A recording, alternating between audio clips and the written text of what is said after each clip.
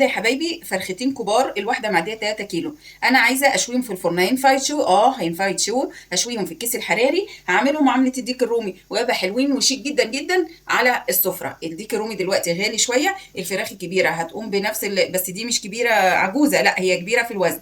الواحده معديه 3 كيلو. اول حاجه عملتها غسلتها غسله نظيفه، وايه هعمل لها محلول النقع.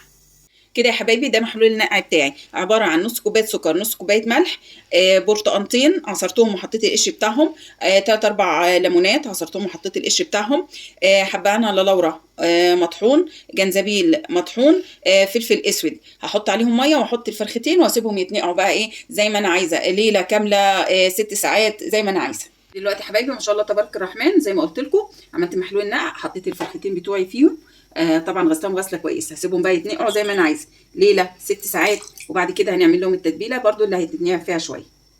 كمان هحط نص كوبايه خل يا حبايبي، ده محلول النقع بتاعي. دلوقتي يا حبايبي هعمل التتبيله بتاعت الفراخ. طبعا احنا نقعنا في ايه؟ في محلول النقع. هناخدها بقى ونتبلها بالتتبيله دي. معايا معلقتين صلصه، معلقتين من الباربيكيو،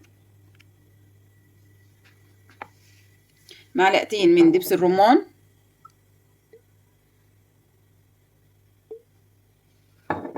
معلقتين من المستردة،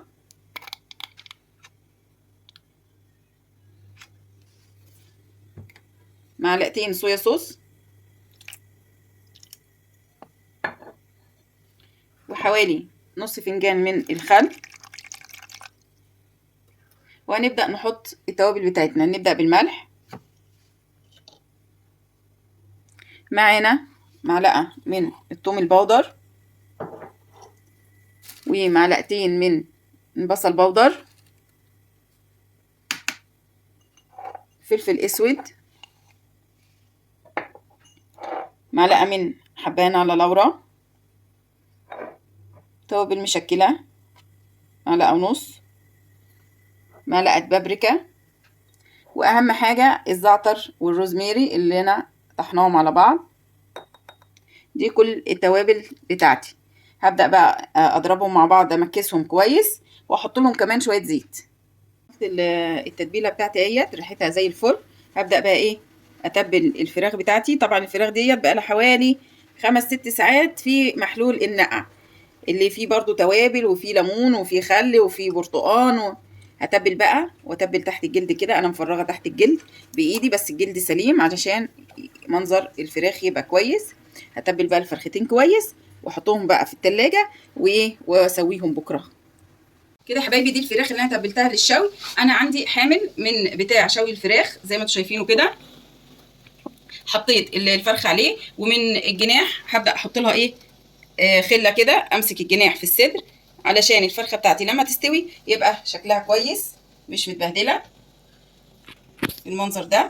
وكمان من الورك برضو احاول امكنه مع الصدر كده برضو عشان يبقى الفرخه بتاعتي شكلها حلو. واحطهم جوه الكيس الحراري وابدا ايه ادخلهم على فرن سخن واسيبهم. كل كيلو هياخد نص ساعه شوي، كل كيلو من الفراخ هياخد نص ساعه شوي. كده يا حبايبي انا دخلتهم الفرن بالمنظر ده، وهسيبهم بقى ايه لما يستووا نشوفهم مع بعض. بصوا يا حبايبي الفرخه ما شاء الله تبارك الرحمن دابت دابت دابت، يعني العظم طلع بصوا والفخذ اتخلع. الفرخه استوت سوا زي العسل، حاجه كده ايه زبده. يلا هطلعها بقى ونشوفها مع بعض.